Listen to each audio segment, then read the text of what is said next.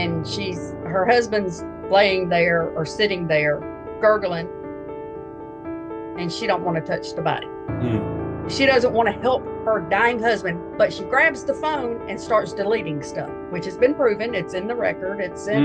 Yeah, she claims she was deleting pictures. She was able to break the code, the 4-digit code or whatever it was, to get into Brittany's phone and delete all of Brittany's voicemails. And nobody heard Brittany's voicemails.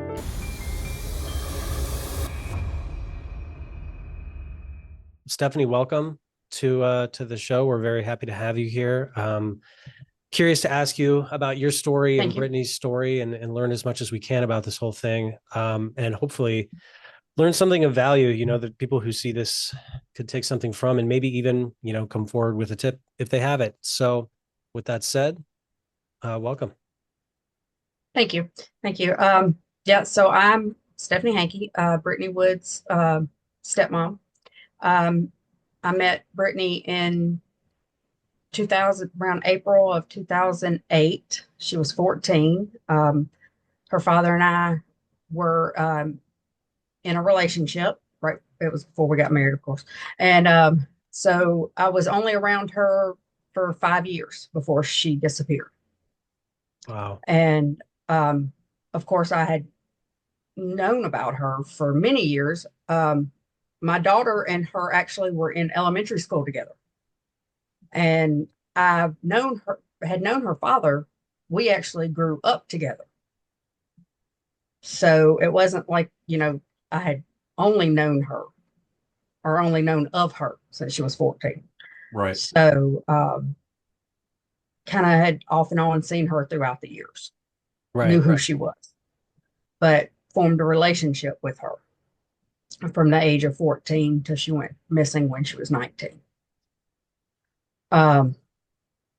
And Did you guys live together at least part-time during that time? Was she living with the dad?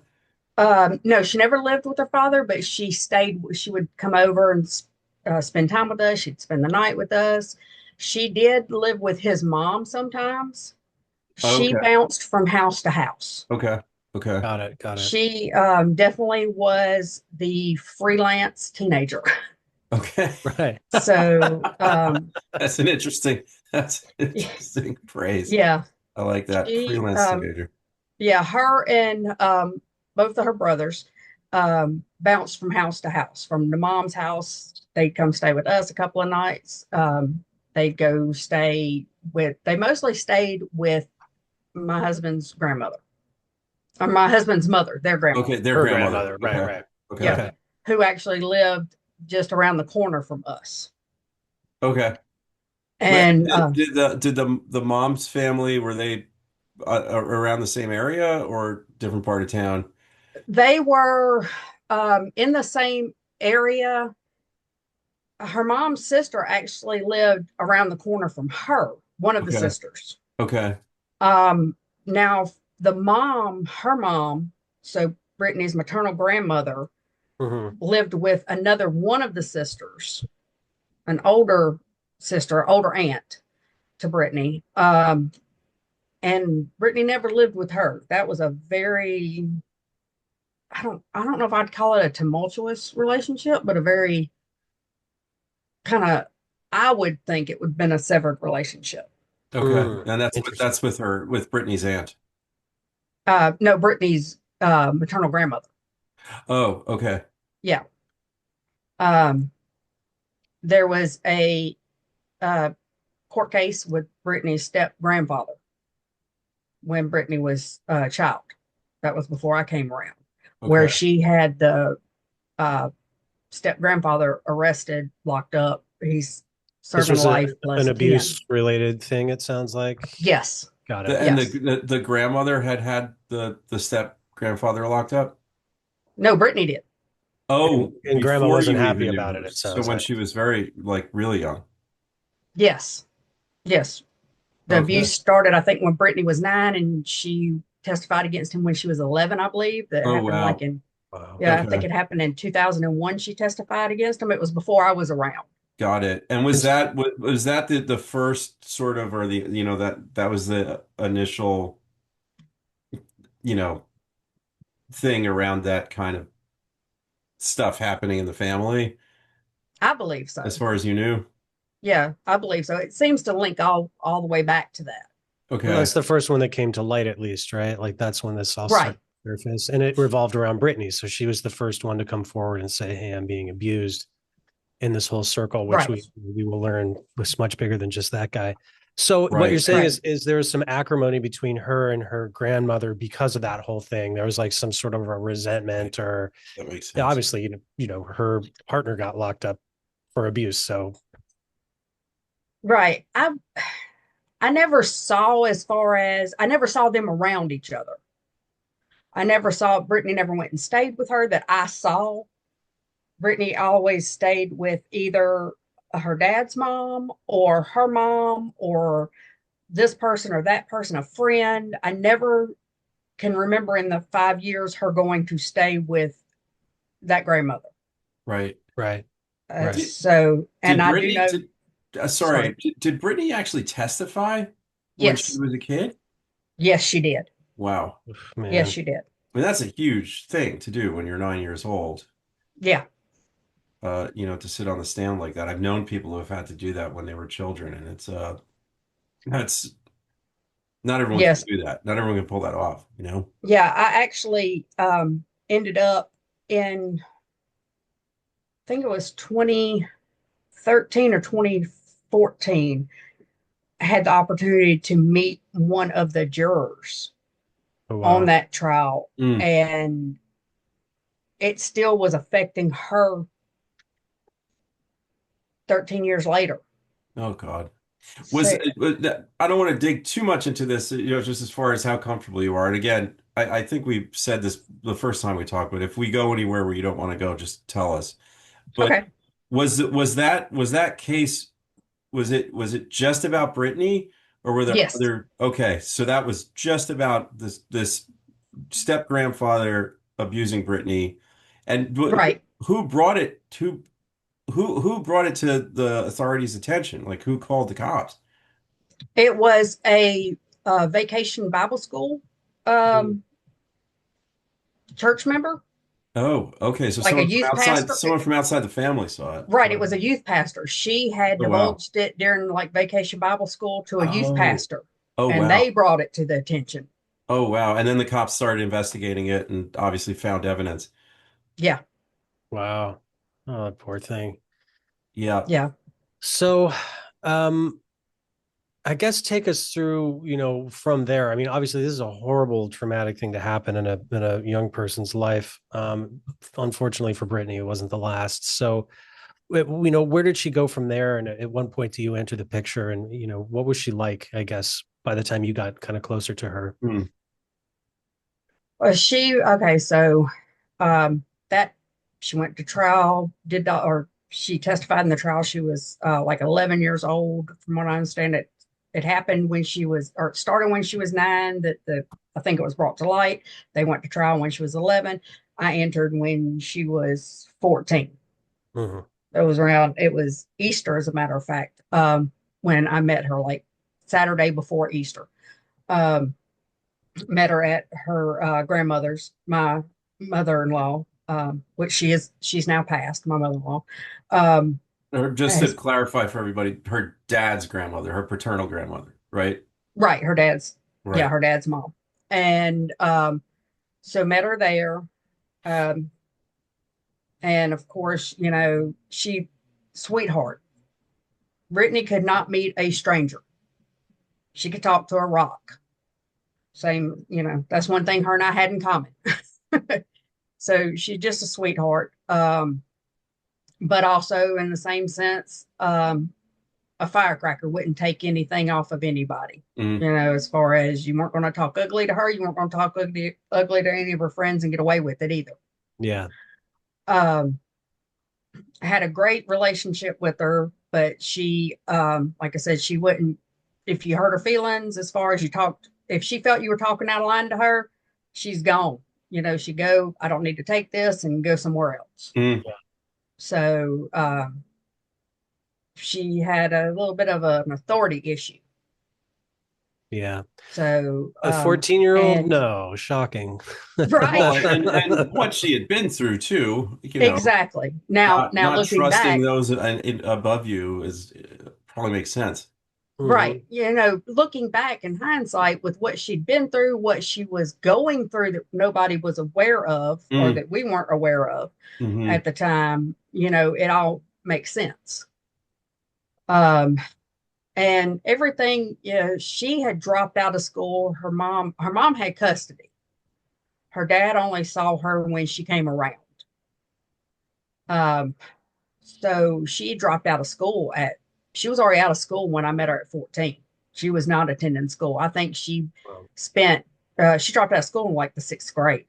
Oh wow. Okay. Yeah. At that time, I don't even think that there was an age limit in Alabama for when you could drop out of school. I know now it's like 18. At one point it was 16, but apparently there wasn't an age limit then. Wow. Um, and that would have been 2008. Hmm Um, so um, she was just back and forth. We had a swimming pool. They'd come over, they'd swim. They, as in her and her two brothers. She had an older and a younger brother. Um, at 17, she ended up having a child. Um, so that brought the family, as far as my husband, her mom, her stepdad, that brought us all close together. You know, the grandbaby, is like just brought us all together. Right. And that that baby's was just the light of everybody's world, including Brittany's. Um, and during that time, the uncles, the aunts, it was her maternal family, the uncle and the aunt and all that is on the maternal side. It's all her mama's people. They were a very close knit family. Um, and Brittany did spend a lot of time with her mom, with her aunt, with her uncle, definitely with her uncle. Mm. Mhm. And nobody, as far as when I say nobody, her father and I were none the wiser because he was a very charismatic, very friendly, give you the shirt off his back type of guy. This is Brittany's uncle. Yes. Is this Donald Holland we're talking about? Yes. Okay. Yes. Okay. He was married to her maternal aunt, her mom's younger sister. Okay. Got it. Um, and I believe he was like 10 years older than 10 or more years older than his wife. Okay. And at And this his point, just and I might do this every now and then, just so That's fine. for the aid of our audience, just to kind of drop in some notes as we're going. At this point, I'm assuming just from the way you're talking and how everyone came together over the grandkid, that by appearances, this step grandfather was an isolated thing. He went to prison. Everybody's cool. That's a horrible thing that happened, but the family's fine and we don't have any problems here. And as far as we know, everything's on the up and up. Right. Right. It's kind of like that happened. Um, that's kind of brushed under the rug. Nobody talks about it. Hmm The grandma still goes and visits him in jail, puts money on his books. He was, Brittany was mistaken. He's wrongly accused, blah, blah, blah. Oh, interesting. As Okay. far as grandma thinks, Right. Mm. that's the story I was told. Right. But She's filling up his commissary and yeah, making sure he's taken care of. Interesting to Okay. yeah, side with the boyfriend over the granddaughter, but exactly. people are complicated. And yeah, and then I've heard stories, but it's all hearsay, that he and he's still alive, but the grandmother's not. Mm, Um, but I've heard that he also molested his own children, but mm, there was never any charges brought, so I don't know. Yeah. mm. It's just all, Was like I it, said, it's hearsay. Yeah. Stephanie, you Uh, don't have to answer this, but I'm just trying to understand, like, what Brittany's mind state might have been and how badly she was affected. Like, was it was it brought up in the case how severe what he was accused of was, as far as what he was accused of doing to Brittany? Oh yeah, It was yeah, bad. yes. As from what I don't know how much I can say, but from what I saw in the transcripts, Hmm. just kind of skimming, and from what the juror explained to me, what his attorney said. Also, there's the things that they discussed, the actual size of his genitalia. Got it. Couldn't have done that because his wasn't the size of that.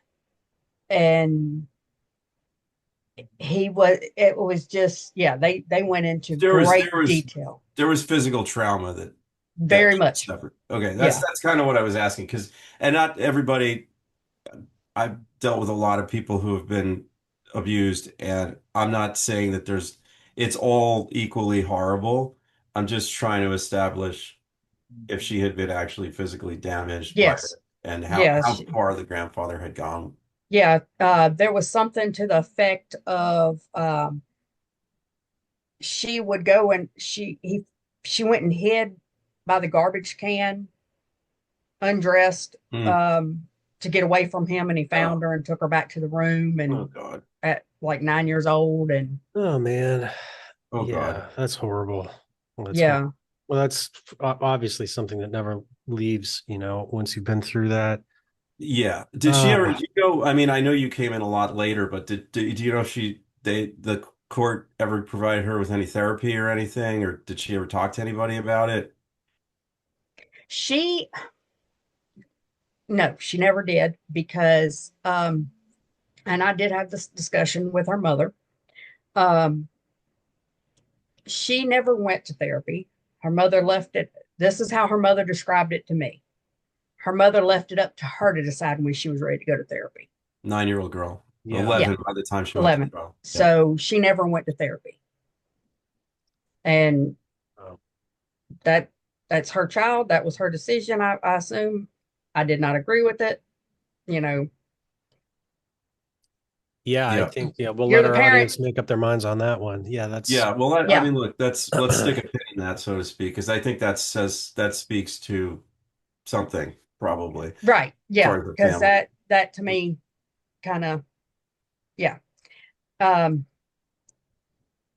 if we want to go by what I believe, I believe that Brittany was trying to put a stop to the whole thing then. Mm, I believe that the what happened to Brittany when she was 19 started when she was 9, 10 mm, years earlier, and she was trying to put a stop to it. right. And because the whole thing didn't blow up and stop after she put Mhm. Ronnie in The jail. step grandfather away. Yeah. Right. I think she thought, put one away, everybody will stop. It Hmm. didn't stop. So why bother? So So let's go back to where we were. So she's spending a lot of time with the uncle. You had mentioned that. Mhm. She has the kid. Everyone's sort of like happy about the grandchild. You guys are kind of getting along. She's spending a lot of time. She's bouncing around. She's spending a lot of time with the uncle, whose name was Donald Sean Holland. Donnie, right? Yeah. Donnie Yeah. Donald, right? Yeah. And so that's where we are, right? So Right. Right. And I'm sorry if I bounce around no, because no, no. I'm bouncing around because I'm trying to like just signpost it as we go along so everyone can right. follow. And I think there's some important things that we flesh out a little bit as we go along, you know? Right. And the years between 14 and 19 kind of flew by too. Because a lot happens in teenagers between then, especially the 2 years between her child being born, and I'd like to not discuss her child's name, between her child being born and the time she goes missing. Hmm. Sure. Um, but so Well, everything's is she with the dad? And yes, she is, she so she's in a relationship with the father of the child. She had right, dropped out of school, but she's with the dad. Are they living in their own place at this point? No, no, no, no, no. Now at the time she goes missing, she at the time she goes missing, she's not with the dad, Got it.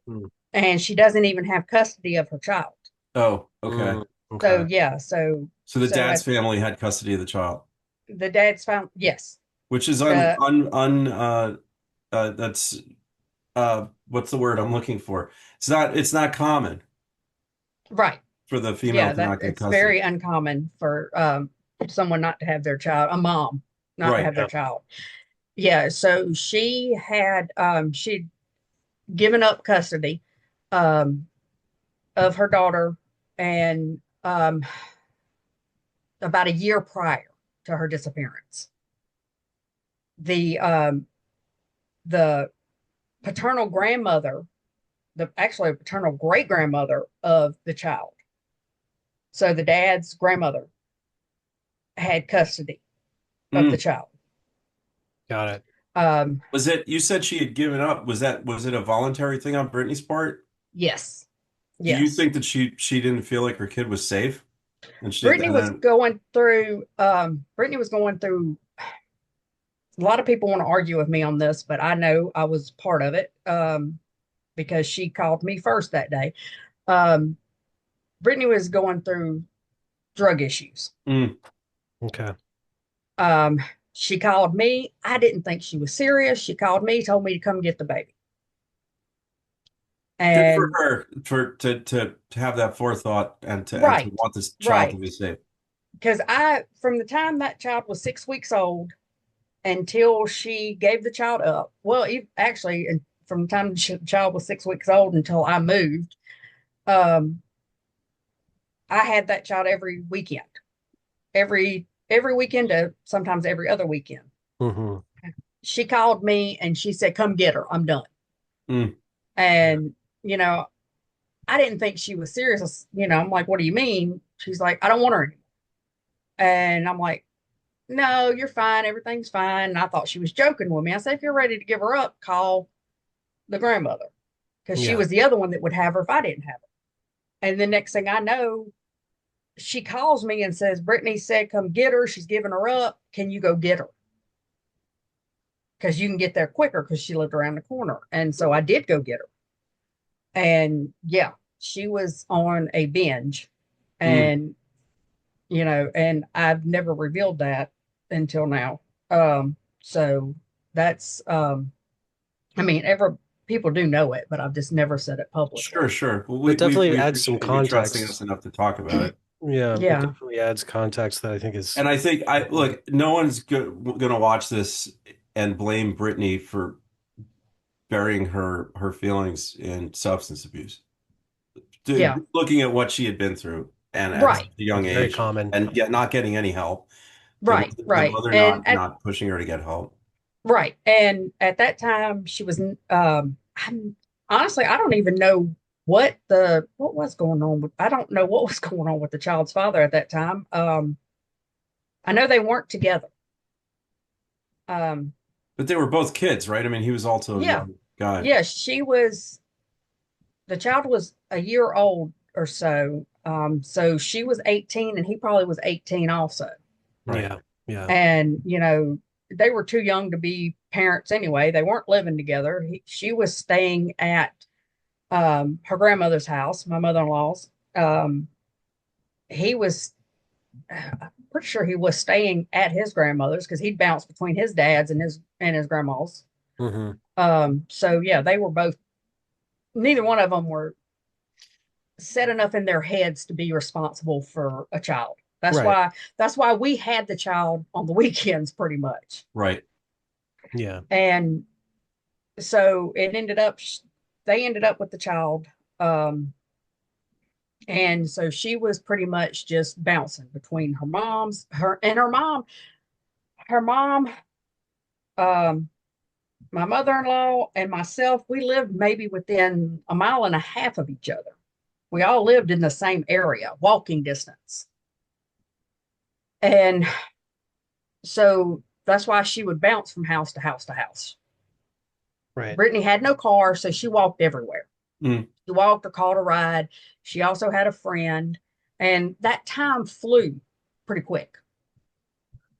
From the time she gave up her child to the time that she went missing. I mean, time things just went. It kind of like it became normal. Mm, She saw her child. It wasn't like she gave her up and just washed her hands with her. right. She would see her child. She would take care of her child. She would have visitation with her child. It wasn't like you She washed just your wasn't hands the with your child. primary caregiver anymore, basically. Right. Correct. And she Correct. never took the kid back. What was the custody situation? Was it just kind of a voluntary thing and then the family all jumped in, or did it have to go through the legal system and they said, well, these are the best people to take care of the kid and all that? Um, I do remember we went to court. Okay. Um, and they didn't call us in as witnesses. We all went to court that day, but only the grandmother and the parents, Brittany and the dad, went Hmm. back there. Okay. They didn't end up calling anybody else in there. So I don't know how they settled it. I don't know what went, but But and there was some sort of legal stuff that went on. right, and it was all amicable.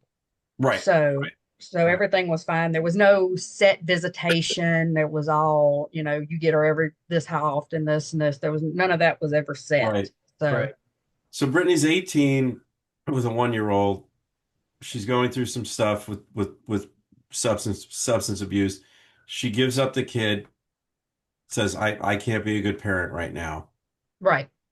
So a year later, she disappears. So what's your memory of that year? Did she kind of go on a downward spiral after she gave up the kid, or what was going on from, 18 to 19 for Brittany?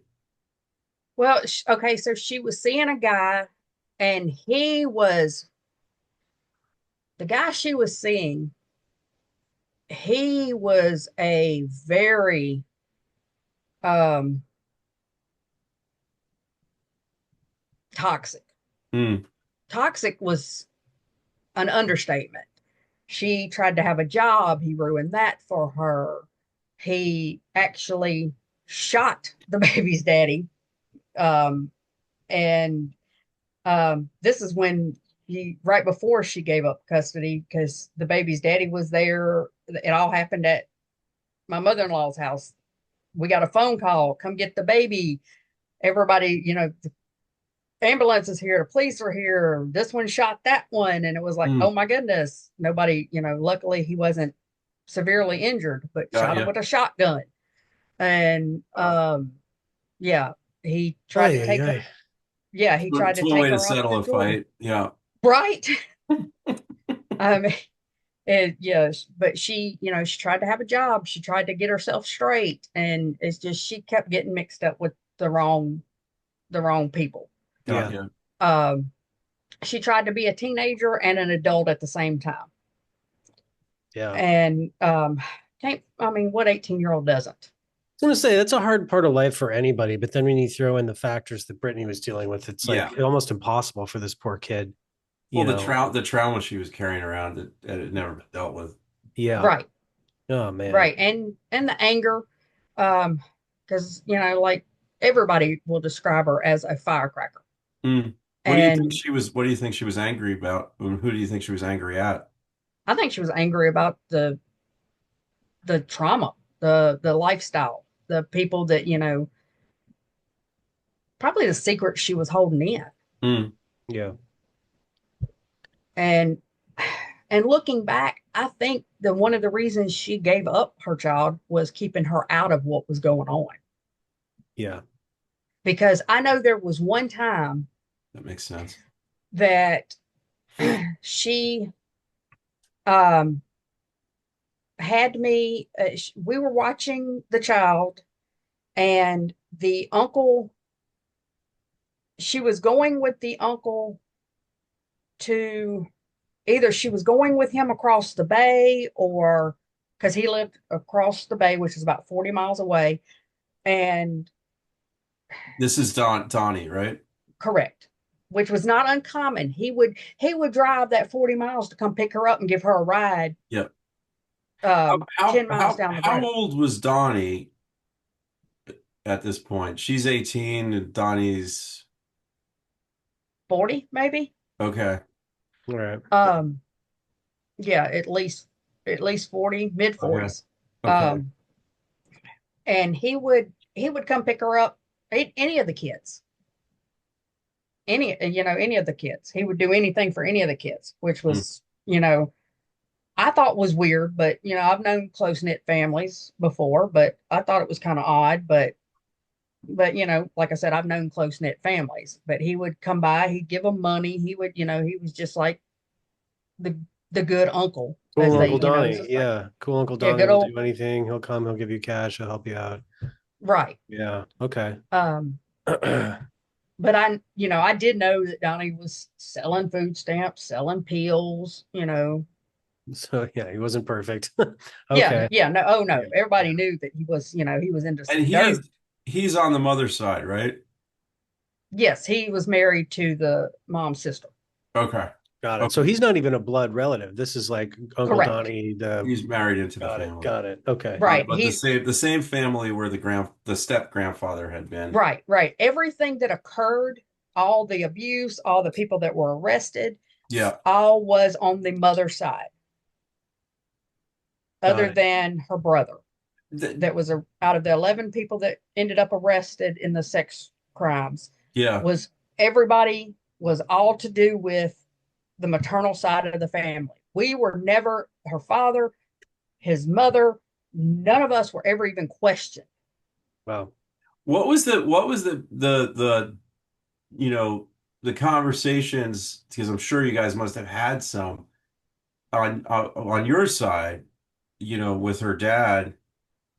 Like, did he think there was this larger thing going on? Were there suspicions going back? Was that part of what led to the original breakup? Like, what was the feelings about all that?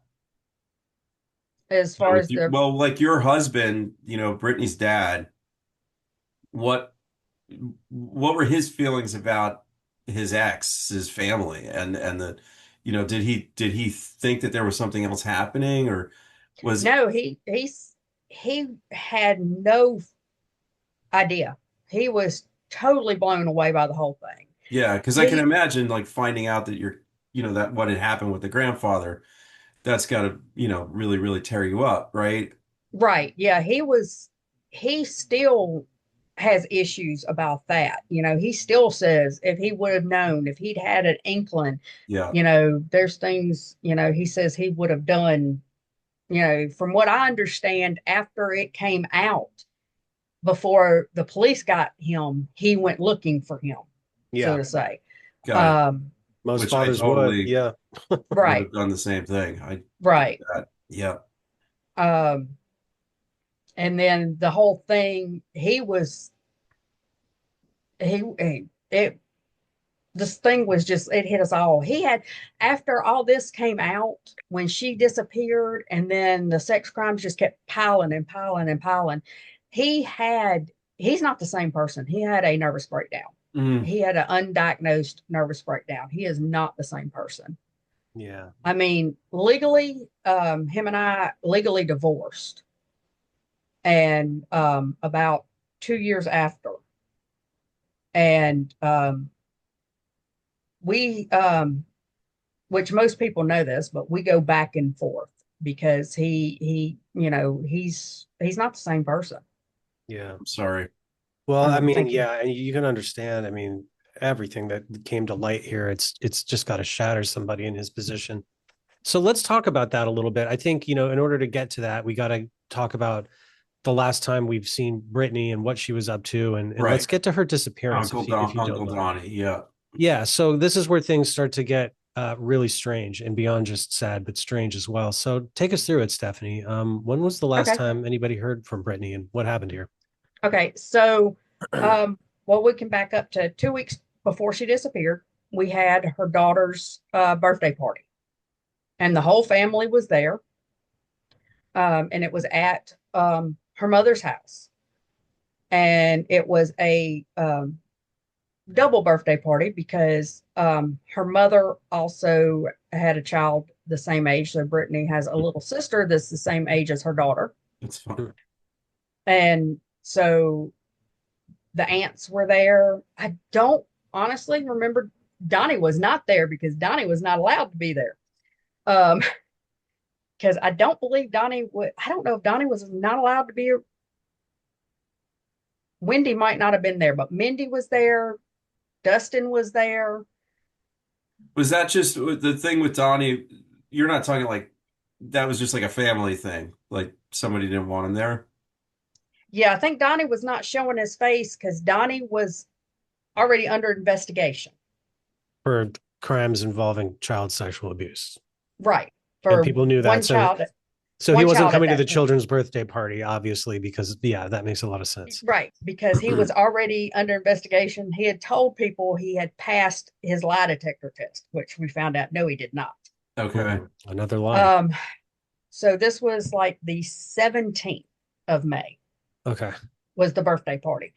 And it was either the 13th or 17th of May. And so, but there was kind of, I mean, the party was fine. Everybody was, it was normal. Everybody was getting along. Everybody was great. Um, Half of the family was there. I believe the maternal grandmother was there. I do know that Mindy, the twin of Wendy, Donnie's wife, was there. Her husband was there. Of course, her mother was there. Stepfather was there. I was there. My husband was there. You know, we were all there, family, um, and everything was fine. Nothing was out of the ordinary. Um, and then that next 2 weeks, everything was fine. The Tuesday, the day before the last time she was seen, we got a phone call from Brittany. She wanted to go see her youngest brother he was incarcerated in a youth center. I don't remember exactly what crime it was, but he was in the youth center. She wanted to go see him. She wanted to go visit him. Um, we didn't have the gas money at the time. And so she was on speakerphone. I do remember that was the last time her father or I talked to her. So that was the 29th of May. And That's the day before she disappeared, right? correct, day before last time anybody saw her. And um, we made plans for Saturday, June 1st, June 2nd. We made plans to take her Saturday because visitation was Tuesdays and Saturdays. Mm-hmm. And it was like, no, we can't do it today, but we will absolutely do it Saturday. And everything was fine. She was supposed to have her daughter on Friday because the grandmother that had her daughter was going to be having a yard sale. So she had made plans for Saturday. She had made plans for Friday. Um, I believe she seemed like she had plans for Thursday also, but I know for a fact she had plans for Friday. She had plans for Saturday. Um, then Wednesday, I got a phone call from her mother saying that she had left her house because she was staying with her mother at the time. That she had left her house. This was Wednesday night, saying she left her house to go stay with her friend Courtney. Um, Thursday, I got a phone call from her mother asking me if I had some information, asking me for some, if I knew some phone numbers and to do with You mean Brittany. like friends like to try and find her? No, not to try to find her, but it was some phone numbers she needed for some paperwork. Okay. And she had not talked to Brittany, but she had not reached out to her either. Okay. Friday, she called me, the mom called me and said, Donnie is around 3 o'clock. She called me and said Donnie had shot himself. And my first response, because I'd already heard that he had been accused of molesting this child, one of his family members. Oh, it was a family member, the Yes, child that he was under investigation. yeah. Okay, Um, and I mean, it's been brought out in the media, but then they don't want to say it. But it's a very close relative of his. got it. And but I'd also been told he passed the lie detector test. But my first response to her was, I guess he did do it because why else would that was my thought, was he killed Right, himself? When you right. heard about the suicide, right? Right, right. And then I said, "Have you contacted Brittany?" And she said, "No, not yet," Really quick. So why was your first thought about Brittany there? because Mm. they were so super close. Her and the Okay. uncle. Because I mean, that's how close they were that my first thought was, did you tell Brittany? Because Brittany's going to care, right? That's just going to Yes, be a big because deal. Brittany I cares have to so ask much for this, him. Stephanie. If this guy's already under investigation for molesting a kid, how could how could the family be okay with her hanging out with him?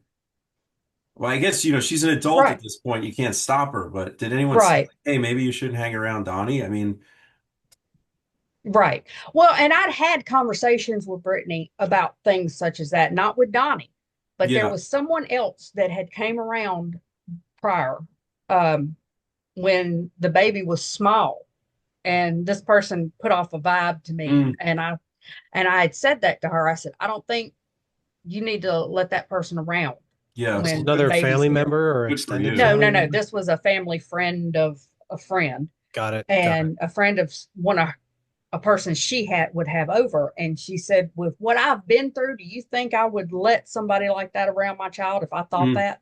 mm, She said, Yeah. "I know what to look for." mm, mm. And she said, she reassured me that that's one thing I wouldn't have to worry about that was going to happen to her daughter. Right. Right. And she convinced me Well, how are you going to that argue with that? I mean, yeah, that's like, Yeah. exactly At least you said something. yeah, right. you did the right thing for sure. Yeah. Okay, so the first instinct is, oh my God, Donnie shot himself, which sounds like this was about 2 or 3 days after the last sighting of Brittany, right? And then your Right. thought was, has anyone talked to her? Right. Let's take it from there. So what happens when we try to find Brittany? So um I was at work at the time. So I called her mom when I got home to see how everybody was doing, what was going on, and how Brittany was. And before I reached out to Brittany, she said she's not answering the phone. So, and that wasn't unlike Brittany and her mom would argue back and forth. Um, and so I called Brittany, didn't get an answer. I texted her, didn't get an answer. Um, I let her mom know. So then everybody started, and then I Facebooked her, and was left unread, and then started. Everybody just started. I put out a post. Has anybody heard from her? And that's when I was like, something's not right. Yeah, Then I the reached alarm out bells are to going off. right. Then I reached out to Courtney, and I'm like, "Courtney, where's Brittany? We need to get in touch with her." And Courtney's Mm, like, "I don't know. I haven't seen Brittany since whatever day." I was like, "Wait a minute. She supposedly went off with you Wednesday." She said, "No, she didn't. I haven't talked to her." And then we get in touch with the baby's daddy, and he's like, "No, she was with Donnie mm. because he had talked to her because she actually asked him to come get her from across the bay with Donnie, but he was kind of tied up at a party and couldn't leave because he was being questioned by the cops about something going on at the party. Oh, yeah. So he had an airtight alibi that was proven because of the police. So he definitely and we so he had a reason for not being able to go get her. Got it. Um, and then we had another person that said that he also knew that she had told him that she was going with Donnie. So supposedly she only told her mom that she was going with Courtney because all the information we had was what she had told her mom. So she was being dishonest with her mom about where she was going to go, which is not like unusual, right? For somebody that age to say, "Hey, I'm going to go be with my friend," but really they're going to be with somebody maybe they don't want their parents to know about. But Right. it does raise the question of why and what was going on with her and Right, Donnie that night, right? And why did Right. it lead to him being dead and her being missing, which is right. where this is And the all fact going. that, yeah, and the fact that she's 19 and she's an adult and she has no rules, and why does she need to lie? And he didn't pick her up at the house, he picked her up down the street. Right. Um, which is kind of, it wasn't unusual, but it, I mean, he had no reason not to pull up to the driveway and pick her Well, up, it feels but like they're hiding something, right? Like that's what that tells me is like, why are they being sort of like undercover about this whole hangout that they're about to do? Like you said, like, why wouldn't he just pull up to the house? Why up right. the I street? mean, Why would she say she was with somebody else? Like there's something right. going on. Yeah, it was a dead end driveway or dead end road. Sometimes people would say, meet me at the end of the road so they didn't have to go in, pull in, and back out. But the fact that she lied and he picked her up at the end of the road Mm-hmm. made it kind of fishy. Mm-hmm. Yeah. And the phone records show that, it was a conversation back and forth between them up until the moment he picked her up, between Mm. the pings and the phone records. It shows that it was like, probably like, you coming? How far are you? Blah, blah, blah. And boom. Okay. And it just, yeah, just very fishy on that sense. Yeah, definitely. And her phone activity throughout that whole day, she wasn't, she was very active throughout that day, phone wise, and wasn't at home, and spoke to her mom a few times throughout that day, and then was home and then was gone again and gone with him. Can I ask this question? To your knowledge, and you might not even know this, but was the mom concerned about her own brother Donnie in any way? Like, Her brother-in-law. okay, it was the Yeah, brother-in-law. he That's right. married in. That's right. Because it was her But sister's. still, But yeah, but so the question remains. I mean, like, was she somebody who was worried about him in the family, and that's why maybe Brittany was? No, she wasn't. hiding the meetup. Nope. Nope, she Interesting. didn't seem concerned about any of it. So that Mm. makes it even more mysterious then, because that would be an easy explanation, right, for why she didn't want to tell her mom. But if her mom's not that concerned about it, then what's that all about?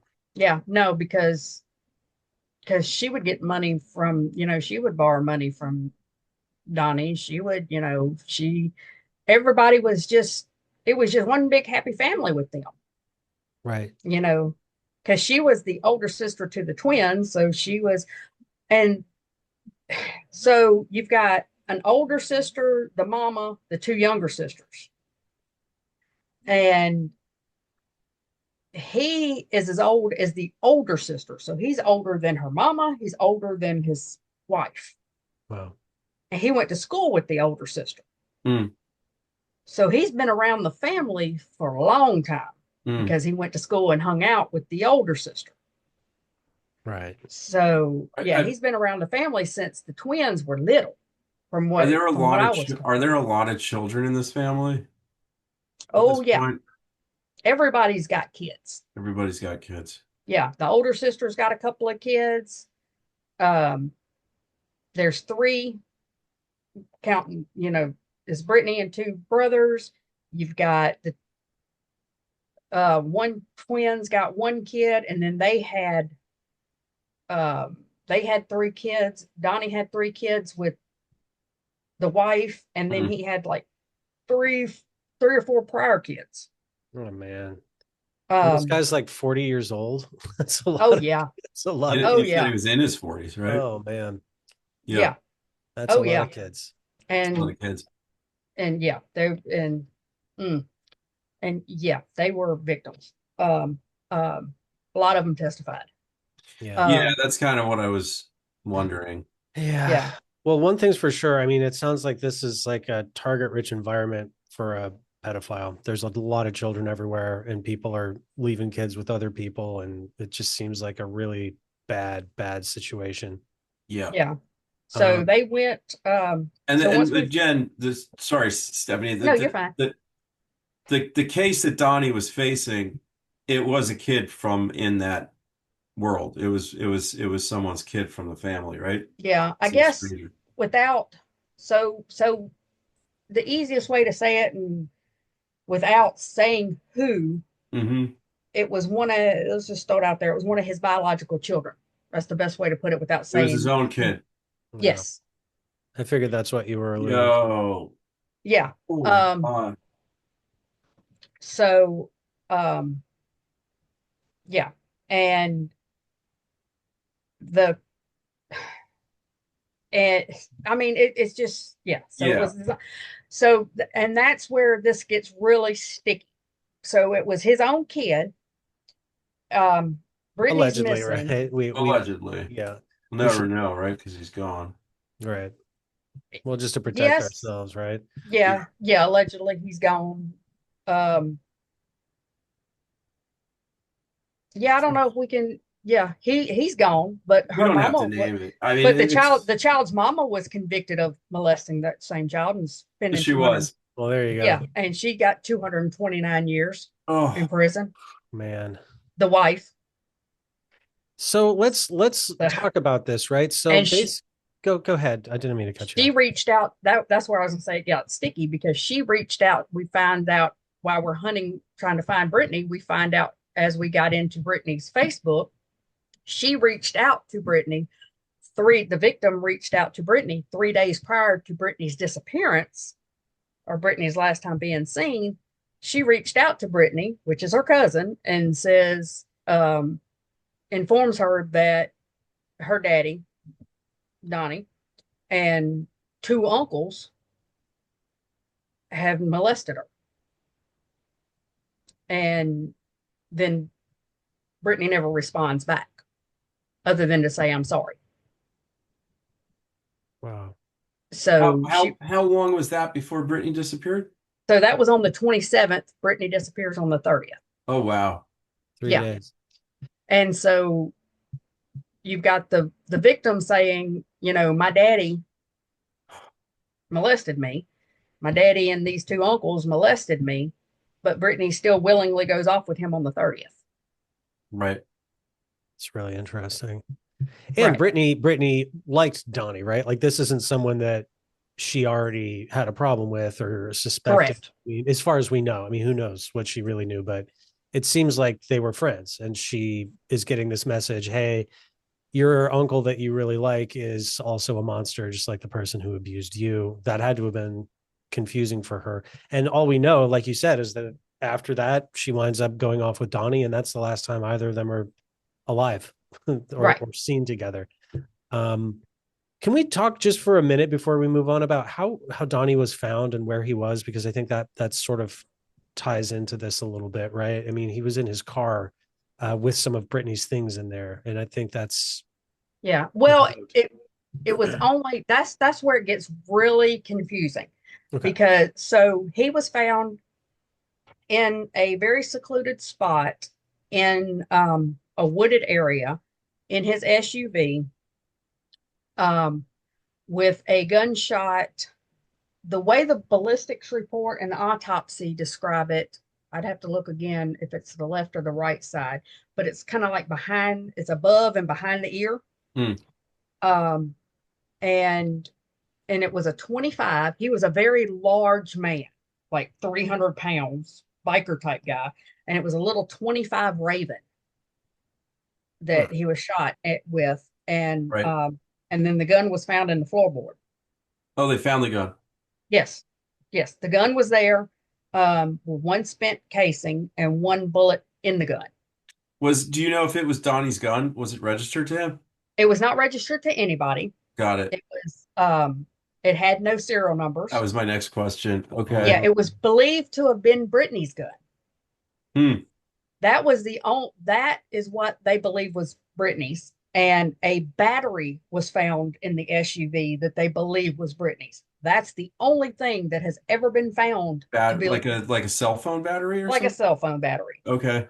And the reason they believe it was Brittany's is because it had scratches on it that the mom said that she knew she remembered her husband getting the battery out of the phone and you need using a knife to get it out, and it had the scratches. Right. Got it. But the way the story of the battery was, the police had the SUV for like 2 weeks or whatever, and when they released it to Wendy, the wife, Wendy calls the mom and says, "Hey, didn't you say that Brittany had a so and so phone? I think it was like a HTC or whatever, and a battery. Didn't you say there?" Or either Jesse says there's scratches on it, or Wendy says, "Isn't there scratches on it?" And she's like, "Yeah, there's scratches so and so." And I can just see Wendy. I could, I could be just saying this in my own head, but her putting scratches on it and saying, "Oh, yeah, it's got scratches on it." But and Jesse gives it to the police, and the police are like, that proves nothing, because you cannot get any data off of a battery. No. But Right. there was like, from what I understand, there was like 30 phones found. So between Who, the who, because why did they they think that this, you know, like what, the cops would call like a throwaway gun or whatever, that, with no serial numbers, a little 25. Why did they think that was Brittany's? Did someone say, oh, that she used to carry that, or? that so we were told that Saturday, because we had made the arrangements to go take Brittany Saturday to see her little brother. And so we ended up taking her mom instead, so Okay. she could tell him about Donnie. And that's where it gets odd too, because when we tell him about Donnie, his first words are, "How is Brittany? How's Brittany taking it?" Hmm. So everybody knew Brittany was super close with him. Right. And of course, we didn't tell him Brittany was missing, because at this point we had not filed a missing persons report or anything, because this was 9 o'clock in the morning. And Donnie did not die right away either. Interesting. Well, that's a Yeah. small bullet. And you said Yes. it was back of the head?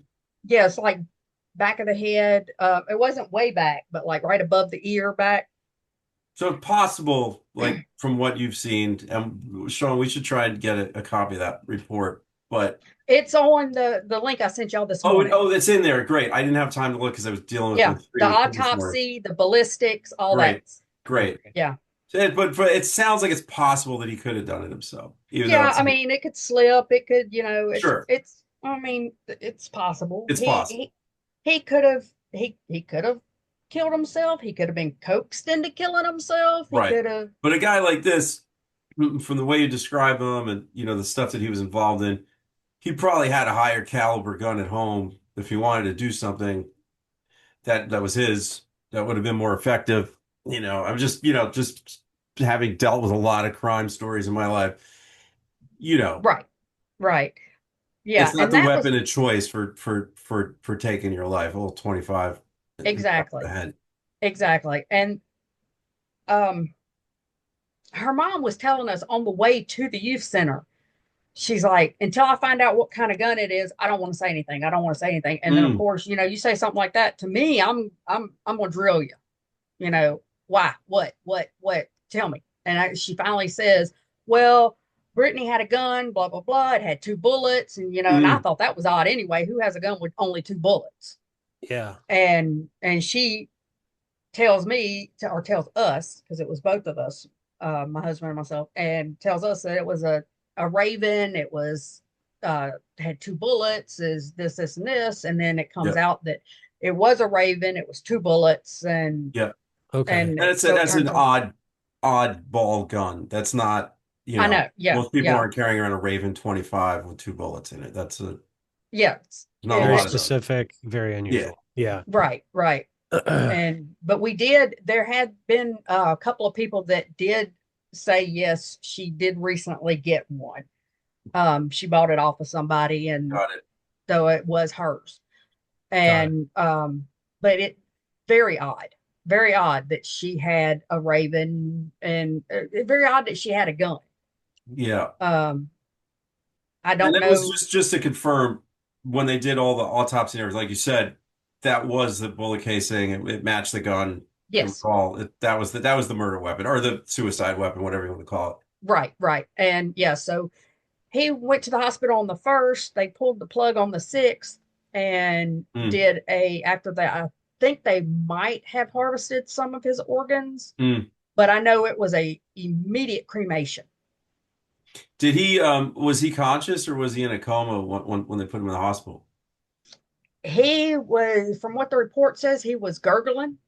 Got it. So he Um, didn't say anything. There was no like deathbed confession or anything. no, no, no. There's reports from the family that supposedly that when you mentioned Brittany's name, that his levels spiked. But why Mm, was everybody there mentioning Brittany's name? mm, That supposedly that night people were mentioning Brittany's name. Where's Brittany? Where's Brittany? How did anybody know to mention where's Brittany? mm. Right, because Because at we this didn't point, know until the next day. yeah, she Well, they wasn't the told matter you of they didn't concern, know, right? right? Exactly. Yeah.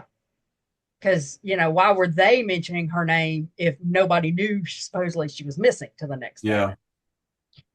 So that's where it's all.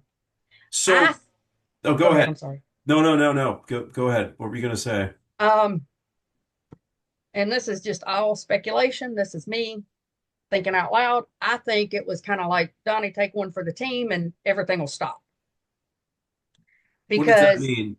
in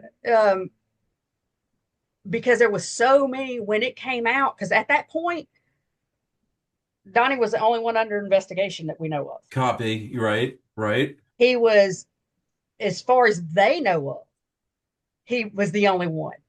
He he was shot by what the report came out.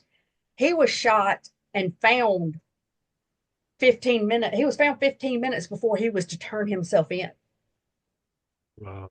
for his Oh, crimes. And so was he out on bond or something or? no, he was to be arrested. The first he had already been under investigation. He was in contact with the detectives. He Right. was to be arrested. And then he was gonna go to trial. So they had given him He like was a going to go to target jail for the letter first to time. Got it, say, got it, got it, got it, got Yeah, it. yeah. So he was going to jail for the first It's charge. interesting. I guess they didn't consider him a flight risk. No, no. And then she called. His wife called at like 12 o'clock. Um, Called them and said that she believed he was suicidal, Mm. but that she started calling saying he was suicidal, this, and this. Well, she shows up. He's found in the woods, very secluded. She shows up and says she don't want to touch the body, but she's a CNA, but hmm, doesn't want to touch the body. What's the And CNA?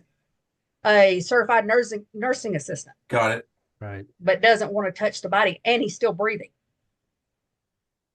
And Wow. she is She's a Brittany's cert. aunt. She's Brittany's She's his biological. wife, and she's Brittany's aunt. She's Brittany's biological aunt, Mm-hmm. or the sister to Brittany's mom, Right, who was the daughter of the man who molested. Well, the stepdaughter of the man who molested correct, Brittany when she was 9 years old. right.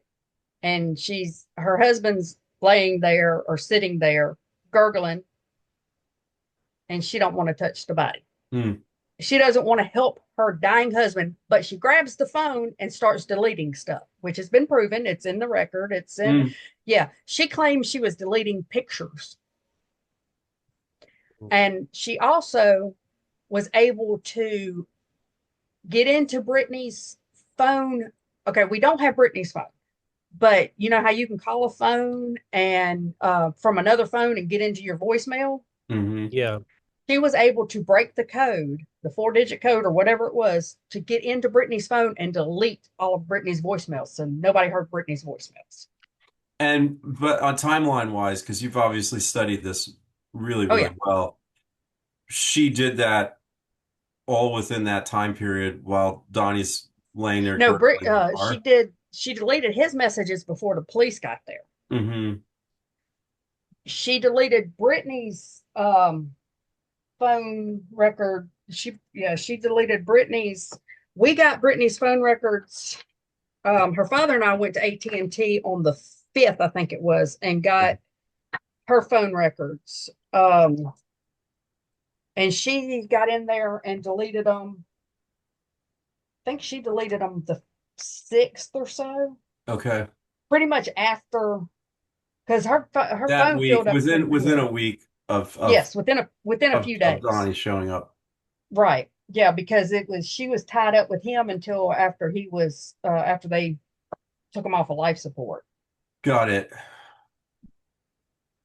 So you think, so hang on, before we get into, because you were sort of telling us what your theory is, but more stuff has happened since then, right, with this family.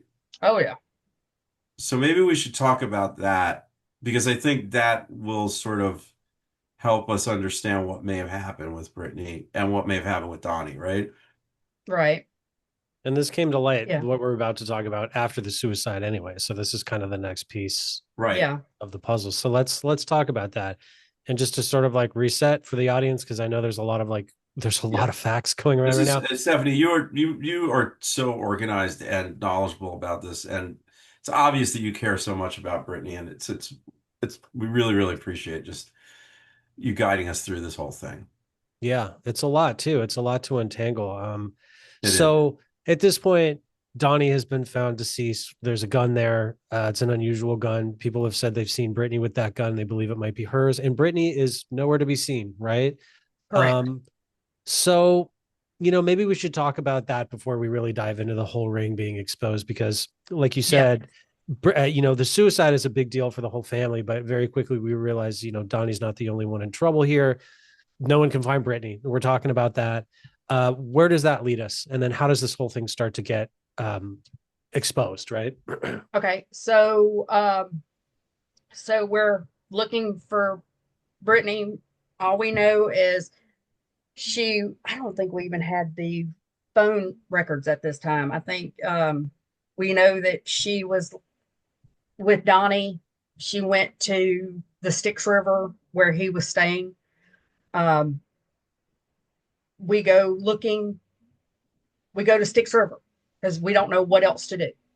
So as a family, both sides, mother, father, we all pile up and go over Styx River where Donnie was staying. It wasn't Donnie's house. It was where Donnie was staying. He was staying at a friend of theirs house. It was a friend of Donnie and Wendy's. Actually, it was Donnie and Wendy's friend's dad's house, somebody's house. He was doing some work on the house. Um, we go and start searching there and just kind of go out. Styx River is a water resort, and it was a house that was in that neighborhood where the water resort is.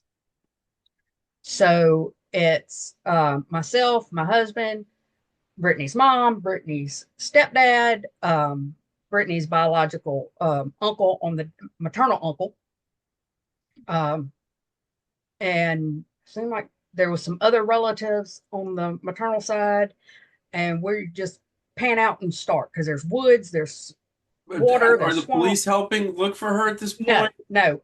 On Yeah, I'd back up to June 2nd when we report her missing. Her mother calls me and says, it's been we know she hasn't been heard from since the 30th, which is a Wednesday. This is now Saturday. Do you think I should report her missing? I said, absolutely. She said, okay, I'm gonna call the police. I said, okay, we're on our way. We go to her house so we can be a unified front. And um, the cop's already there. She fills out the paperwork. We have the police report, which they give us a copy of a redacted police report. And he tells us, well, she's 19. She can go missing if she wants to. Hmm. So he pretty much said he's not going, pretty much said, we'll fill this out, but nothing we can really do. I'm sure she'll come home when she's ready. Right. Can't tell you how many times we've heard that. Right. So he just wasn't interested. And Jessie said, her mom said, I'm telling you, she would not leave without somebody knowing because of her child. Hmm. And and we're all telling, and we even knew that the psycho boyfriend, I hate, but maybe I should, the ex-boyfriend that she had issues with, he was coming back into town that The one that weekend. had shot her baby daddy with Yes. a shotgun. Yeah, he was coming back into town that weekend. So somebody, a few people thought maybe there was a rendezvous going on. So we got Hmm. in touch with him, and he had not made it into town yet. So it was like, hey, if y'all see them around each other, we even got in touch with him, and no, that didn't pan out. So that's when everybody was looking. And so we go out to Styx River, and I don't know how the media got involved, but no, there was no police involved. I, the police got involved when a neighbor called the police because there's a whole bunch of people with sticks and shovels, and and the shovels were You guys because there got the was, police called on you because you were looking yes, for her. yes. Okay. And I don't know if the police presence is what got the media called Mm. or what, but there was shovels found on the back of the house that Donnie was staying. And I never saw the shovels. They said there was cement bags. I never saw the shovels. I never saw the cement bags. Um, because supposedly there was a fresh slab poured. Um, I never saw any of that. Um, Fast forward way ahead, the slab's been checked, GPR, all that, nothing's come up of it. Um, so that's the shovels that the people saw that had them call the police. So there was no digging going on because it wasn't our property to dig on. Um, Right. it was mostly because we were on the property is why they called the police. But the police didn't hang around long, so we just kind of panned out and searched. And I had some friends come over with us and help us search. I think it was the second day we were out there searching when the media popped up, and we talked to the media. They talked to all of us about what was going on, and and even Chessie said that because Wally said to the media, my daughter's missing. Her uncle her uncle shot himself, and I don't know what is going on. I know the last we knew they were together, and she's gone and he's gone. I don't know what to think. And then of course Jesse says, I wouldn't think that he would do anything. Well, we need to find my daughter. And then I'm like, I said, if anybody can help us, please help us. And then the news reporter gave us Class Kids number. And then so we get a search to get Class Kids. And within that time, this was still early June. I think it was around June 13th. We're searching in that's when we get all the phone records and the pings, and we're searching in Baldwin County. Then we get the police get in touch with Class Kids and pretty much tell us, nope, no more Baldwin County, and send us back to Mobile. They want us out of Baldwin County. And I don't know if it was bad publicity is why they wanted us out of Baldwin County, because we're stretching into two counties. We know nothing about another sex crimes. We don't know anything. Nobody's been charged. There's no whispers about anything. We just know that Brittany's missing. Donnie's dead. Brittany's missing. That's all we know. Right. We go to Grand Bay. That's when we find out. That's what it was. That's when they released the pings, and we find out her last ping was in Grand Bay at that truck stop. So her phone pinged at 1:47 a.m. the 31st, which was the morning of, at a truck stop in Grand Bay, Alabama, and which is still in the area of Theodore. Because her last 12:07 a.m. the 31st is voicemail was checked. That was a 7-second check of her voicemail. That was still across the bay. And then 1:47, a text message was received, and then nothing. her phone has never been accessed again through text or call. Hmm. And Grand Bay was where they narrowed it within that 5 mile radius of the TA truck stop, because it was a Verizon tower and it was AT&T phone, and we're talking 2012. They could not give us an exact ping, or at least this is what the police told us. They couldn't give us an exact ping because it wasn't an AT&T tower. All they could give us was the 5 mile radius. Got it. And they would not subpoena the text messages, the phone calls. They wouldn't subpoena anything because, she was still, it wasn't anything showing that, the cases were connected, that she wasn't anything other than just missing. Voluntarily, probably. Yeah. As far as they saw it. Yeah. At that point, she was voluntarily missing. She wasn't involuntary. She was still just voluntarily missing. Right. Yeah. The cases, there was no connection between the two, other than the pings that they were together. As far as they knew, she was dropped off somewhere in Grand Bay. And the person that text messaged her, that the text message came from that night, conveniently couldn't remember anything they were texting about. And they wouldn't subpoena his text messages. And they spoke to him and they were satisfied with what he said the text messages were about. Interesting. The thing that strikes me the most about this is just that, like, Myles said, we've heard so many times that when somebody over 18 goes missing, a lot of times, the reaction from law enforcement is, well, they might not be missing. They might just be doing something that you don't know about, right? Like, they're an adult, they're off on their own. But the fact that there's a person who is dead in a car with a gunshot wound, and that's the last person that they were with, like, you would think that that would have elevated it beyond the normal.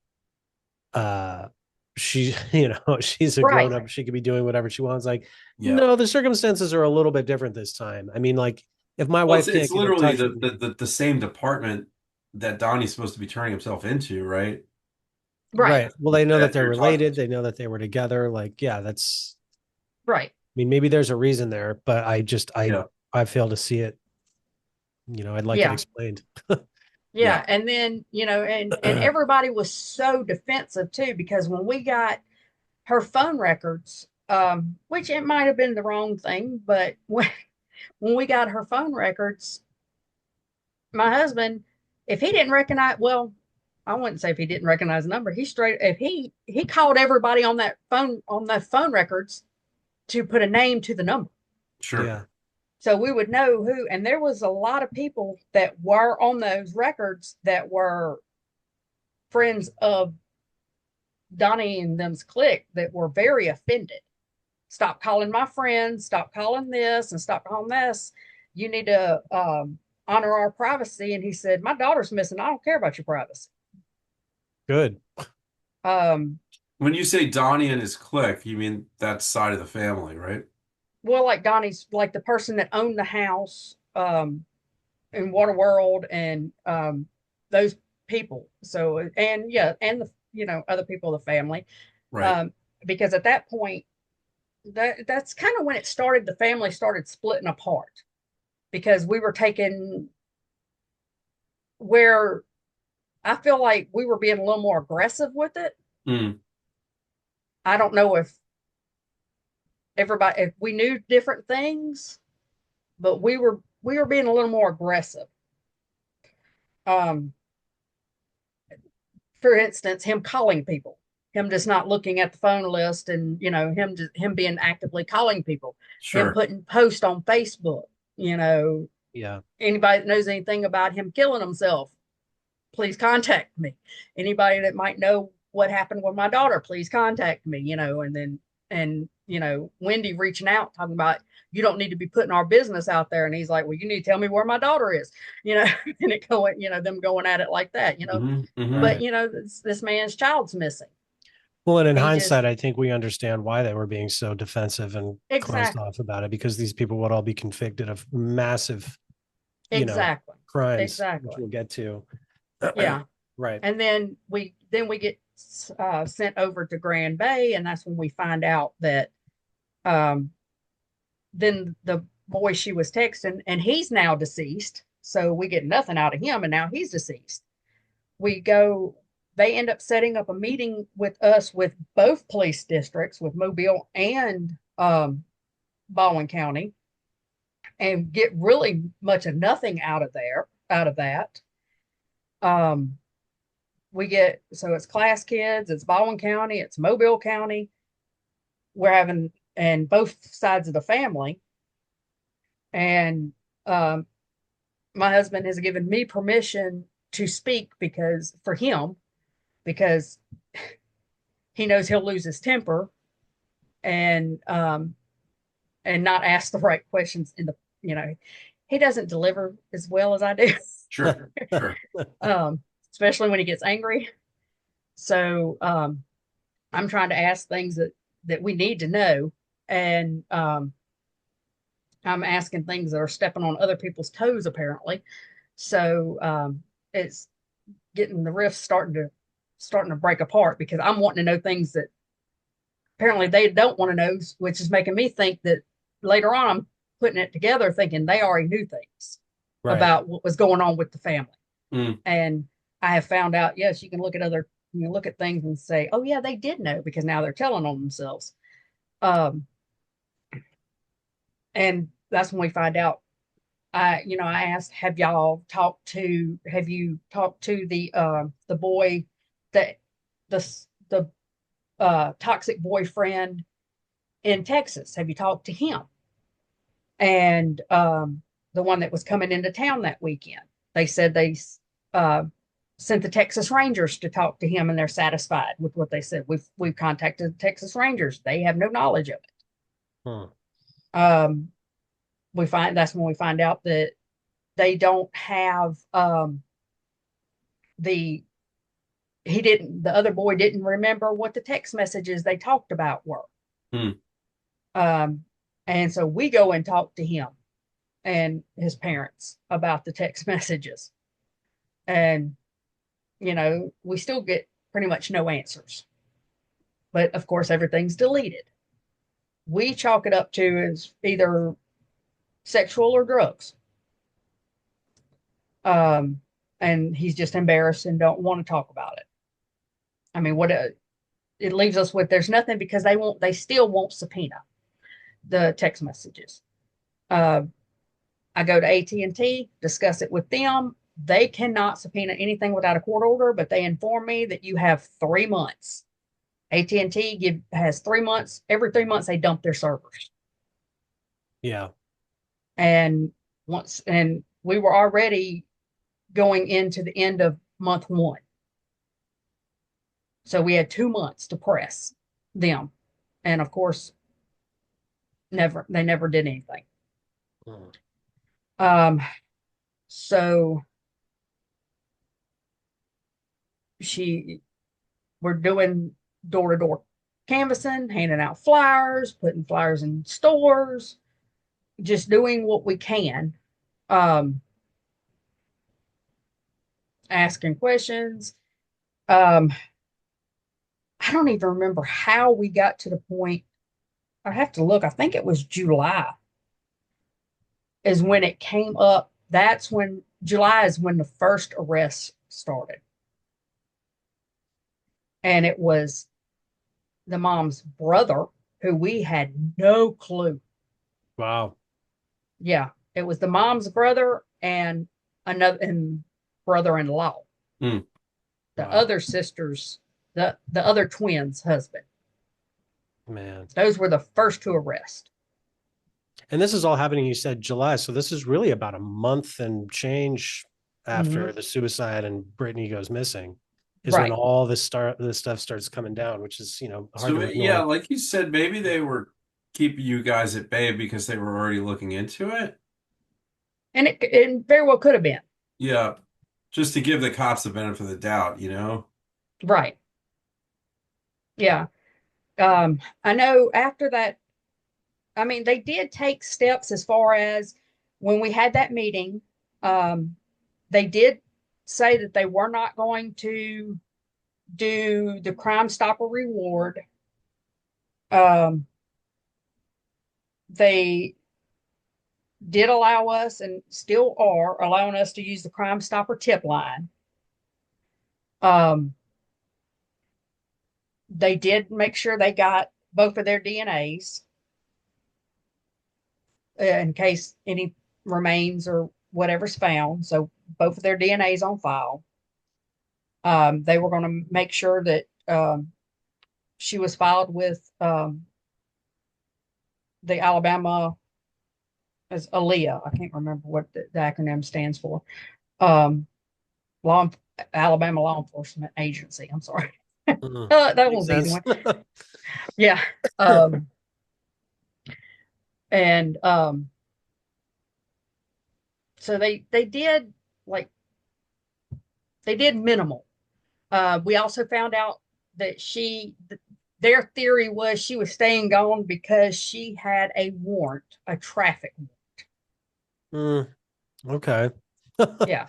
Yeah, exactly. All right. Okay, I'm not saying it's so not there true, is but... a news. Yeah, so there's a news report that where Chessie's saying something to the effect of, "You're not in any trouble. You can come home."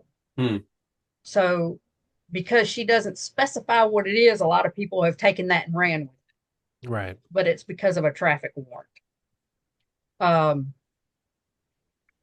that we didn't know about until then, or at least I didn't know about. Her father and I didn't know about until that meeting.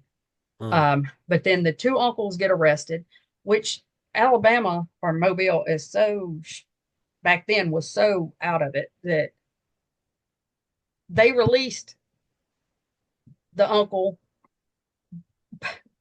When he got out on bond, he was able to go back home to his child.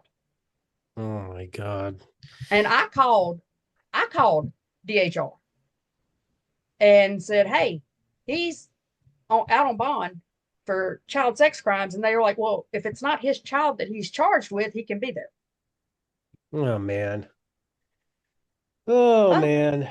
Yeah, that makes great sense. Yeah. And this was Dustin or Randall? Dustin. Dustin. Randall was arrested at that time, but he had no children. His children, I think, were like grown and in another state. Got it. Yeah, and it all come out eventually that Randall was the one who got the whole thing in motion as far as with Donnie. As what the prosecutor told me when because I was pretty vocal that he when he didn't get as much time as everybody else. And they said that if they wouldn't have had him, the whole thing wouldn't have got kicked off. So he was the one that first kind of helped law enforcement get wise to Donnie being involved, is what you're saying. Right, because he was an informant. Right. The initial victim went to him, supposedly. It went to him, and then he went to the police. Right. And that's what started it all. But then it turns out that he gets charged with that same victim. I was going to say, yeah, I mean, and he gets charged and convicted with that same victim. But yet, so it kind of, I don't know if it backfired, but I would say, but oh man, it's really scary here. Obviously, it's like we all think that, child molesters and pedophiles are like these monsters that operate by themselves, and, they're like hiding under the rocks and behind the trees in society. But like, this is a story where there's a bunch of them and they all know each other and they're organized. And it's like, how do you even meet another person like that, much less divulge like, "Oh, you're a pedophile too?" Right. Me too. Like, it's so hard to imagine how that all plays out, but clearly it does. And, that's part of what made this whole thing so shocking when it finally broke. Like, the depth and the breadth of this whole operation is staggering and really upsetting the more you read about it. Well, let's talk about that. Like, what did come out? What did they find in this investigation? What were these folks up to? I know at one point they said there was like up to 30 child victims. 11 people ended up being charged. I think pretty much everybody was convicted. Everybody was convicted or took a plea bargain. Either they went to trial or they took a plea bargain. And how many of those 30 were from the family? Do you know? I do not know because I don't It know went who. outside of the family, but there were a lot of people in the family involved. Yes, I believe pretty much every child in that family was a victim. I don't. Every child in the family was a victim, and multiple adults in the family were involved and charged. Right. Some of the children grew up. Some of the children were victim and then grew up and became Victimized. perpetrators. Yeah, Part of it. which is pretty typical. How it happens Yeah. oftentimes. Well, and we should say too, I mean, like there was abuse going on, but it was beyond just even, closed door abuse. They were like producing, media, right? And like distributing child pornography. Yeah, that's what I know. That's two of them were accused of that. Right. I believe Dustin was accused of that, and I know That's that um, Jennifer Moore Gonzalez, she was accused of that too. She was, I think she took a plea bargain. I know Dustin took a plea bargain. he did get like I think Dustin only got like 17 years, right? Why did No, Wendy? he ended up getting 70, but he's deceased now, so he got life. Oh, got it. Why did Wendy get such a huge sentence compared to everybody else? Ooh, because she got charged with she she got charged. She ended up getting charged with several victims. Um, there and she got charged with child torture. She got charged with sodomy and Mm. abuse, and I mean they all hers were like first degree crimes. She got charged Oh. with the top crimes, and he threw the book at her. He and if you if you want to see the face of evil, you should have been in that courtroom. Mm. There was no emotion. There was no emotion. I had to when he was giving her sentence, I had to get up. I didn't even hear the end of it. I had to leave because I couldn't contain myself. I think I heard maybe the first he might have got up to 150 before I had to run out because I just wanted to jump up and dance on that. I just wanted to dance on the bleacher. It Yeah. just, She wound up with 219 years, I think, right? Like, Yeah, and that's what I I think it's saw. 99 now because because she had mobile charges and they added that onto it. got Okay. it. Got it. Yeah, because she got charged in Baldwin County and then she took a plea in Mobile, because Okay. Mobile was a totally different victim. But no matter how you slice it, she's spending the rest of her life in prison for her Right. involvement. So, Yeah. Her nor her sister are eligible for bond until they're 85, I think, and they were 35 when they went in. wow. So where does Brittany's case stand right now? Her disappearance. It is just listed as an active investigation, Okay. active involuntary missing person. She is now classified as an involuntary missing person. Correct. Correct. She's just listed as missing. There's no person of interest. There's no active searches. There's a tip line that they will listen to your tips, and if it's something that's worth following, they will follow. Well, let's connect Uh, these dots really quickly here. So, obviously, all of this news about the sex trafficking ring and everything that family was involved in comes out about a month to 2 months after Brittany goes missing. That colors that entire thing differently, right? I mean, I'm sure, like for you personally, I mean, when all that news broke, did that plug into your feelings about where Brittany could be? And were you oh thinking yeah, about, you know what I mean? Like, let's talk about that because we've kind of done them both separately, but this is all connected, right? Or oh we yeah, think it turned it everything probably. around. Yeah, because until that point, you know, up until that point, um, we were buying the whole he shot himself and that was the end of it. And I mean, it was kind of like we, I think we were buying the whole he shot himself and he possibly killed her and shot himself out of guilt. And, you know, it all just kind of fit. Sure. And then when it was this person, that person, this person, that person, and then the rest just kept coming and the victims kept coming and coming. And then my discernment was just, I'm an overthinker. I will overthink everything. I've always done it. And it's like things just started clicking. When this one got arrested, that one got arrested, I started having flashbacks about, okay, I remember that one gave me I had a bad feeling. Mm. And then I started thinking about this, Dustin at that, and that's why I wanted to bring up the birthday party.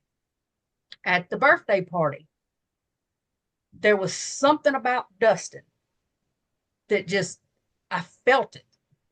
There was just like this aura he put off, just the way he looked, just not like physically looked. It was just like evil. Just, you could feel it. Mm-hmm. And it was very odd because after the birthday party, we went to my brother-in-law's house, my husband's brother.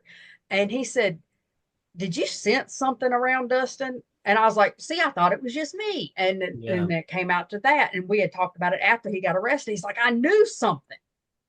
And it was just like, he's just, and it was just like, so things just started clicking. And then it was like, wait a minute. And then the more things that come out, and everybody wanted to say, well, Donnie was the ringleader. And I'm like, nope.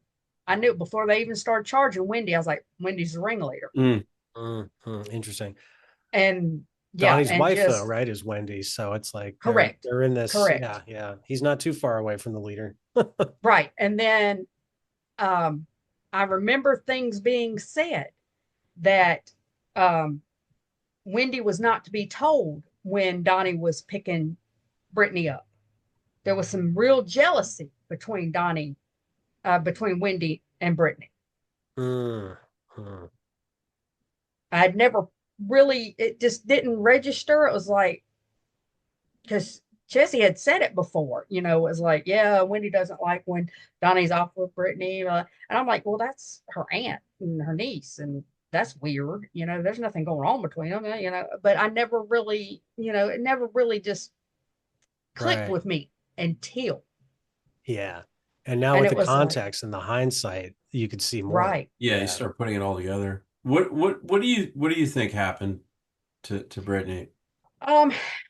So there's so many variables, it's hard. I can tell you what I believe did not happen. It's easier to say. I do not believe Donnie killed her. I'm one of the few people that don't believe Donnie killed her. The reason I don't believe Donnie killed her is looking at the phone records.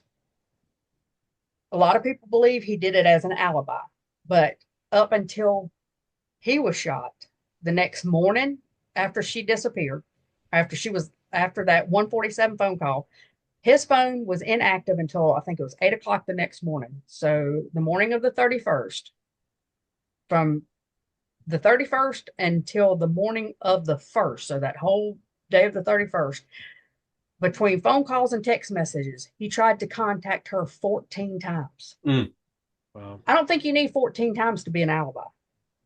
No. I think that's actually a little at that excessive. Point it starts to look suspicious in a different way. Like, it's not a good alibi. Right. I think he was genuinely concerned. Yeah. I think he was really like, hey, where are you? Worried? I think it was generally trying to get in touch with her for some reason. And so I don't think he killed her. Okay.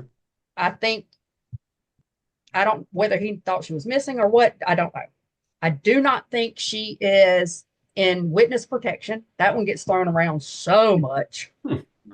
That's one of the main conspiracy theories that gets thrown around. She's in witness protection. If she was in witness protection, everybody's in jail or dead. Why would she still be in witness protection? I mean, would they still keep them in witness protection if everybody's in jail or dead? I wouldn't think so. And I mean, it's not like there's some big mobsters and nobody's charged.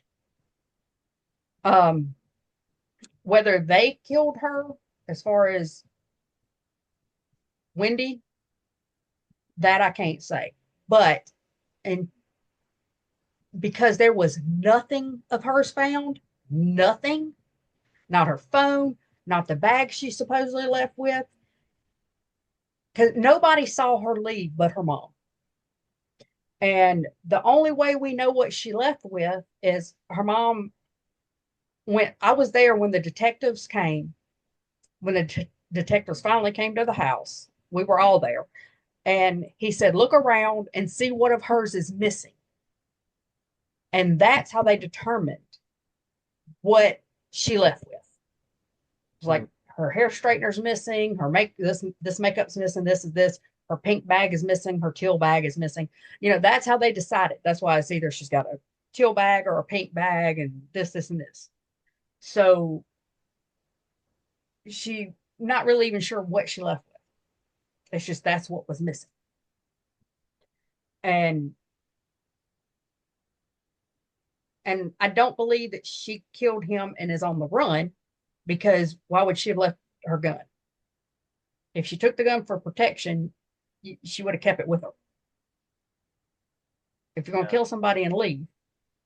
It's also really hard to just disappear on the run like that. Like it's really, people bring that up in a lot of these cases where someone's missing, and it's very difficult in today's world to just disappear. Like, well, on purpose. If you don't have a network, people even exactly. And it sounds like all of her connections were pretty localized. So she had no money that we know of. Right. She had all his money was accounted for.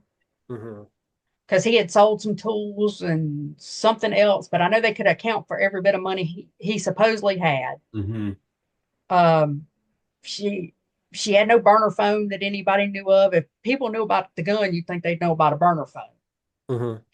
And she was very connected to her friends. She was a very friend-based person. Somebody, she would have got in touch with somebody. Somebody always knew where she was. Mm-hmm. But what bothers me and has always bothered me is the long haul truck driver and the truck stop. She could have been trafficked. We knew nothing about, I knew nothing about it. And I know my husband knew nothing about it. Knew nothing about sex trafficking. Mm-hmm. Knew nothing about the world of sex trafficking. We knew nothing about people going missing until this, of course you hear about it, but you don't really think about it until it actually happens to you. But because nothing of hers turned up, nothing. It's just such a possibility that she was trafficked. Now, but you mean in connection to Donnie and everybody else, like that was part of what happened. Not just there was a long haul truck driver arrested and charged as in connection with the ring yes. Okay. Right. Yeah, they actually had to go get him. Tell me if I'm putting this together wrong, but what you're saying, I think, is that maybe Donnie and them were trying to get her out of there and send her somewhere else. Traffic her out of that area because she knew someone. Maybe she could have been picked up, she could have been picked up to take to Mississippi, and he he could have been calling to see how that went, and something could have went bad.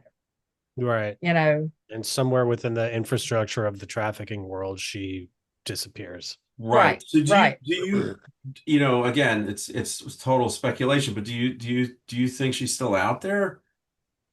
I think there's as much of a possibility that she is, that I don't want to give up until we have answers. Mm-hmm.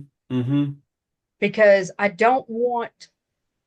would hate for her to be out there and be able to see this and see all this that's been put out in the media and see that everybody has given up on her. Right. Yeah. So until we have solid confirmation, I will not believe she's gone. Well, and you have good reason too. I mean, it's been proven, right? All these people are in that world. They are good at trafficking people and disappearing people and moving them from here to there. Like that is a real thing. That is Yeah. not as far-fetched as somebody disappearing Right. on their own and starting a new life. That stuff happens. It's scary as hell. But as we can see in the story, it's also real, you know. Yeah. I mean, the police believe that she's, that I the police believe she's been killed.